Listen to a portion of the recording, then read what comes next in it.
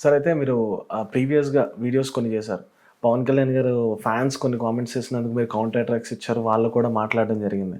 ఇప్పుడు మీరు ఊహించారా ఇప్పుడు ఆయన డిప్యూటీ సీఎం అయ్యారు అండ్ దాని మీద మీ ఒపీనియన్ ఏం చెప్పలేదు. ఏమనిపించింది?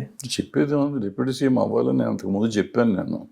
హ్మ్. నేను చెప్పిందే చేశారు అనుకోవచ్చు. ఇప్పుడు నేనే గెలిచాను అనుకోవచ్చు. మీరు డిప్యూటీ సీఎం అవ్వాలని చెప్పారు కదా! చెప్పాను నేను. ఎలక్షన్ ముందు చూడండి, నా రికార్డెడే కదా ఇయర్. నేను అబద్ధం ఆడటానికి ఇవాళ అబద్ధం ఆడటానికి ఏం లేదు కదా. హ్మ్.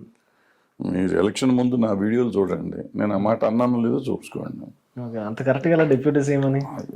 కరెక్ట్గా ఇవ్వాలని చెప్పాను నేను, ఇచ్చారు వాళ్ళు. అందుకని నేను చెప్తే విన్నాడు చంద్రబాబు నాయుడు గారు అనుకోను నేను. అది అమాయకత్వం. ఎందుకంటే అది అతని మీద నమ్మకం ఉన్న జనానికి వాళ్ళు కావాలనుకుంటారు. అది ఇస్తామని చెప్పండి అని కూడా చెప్పాను నేను.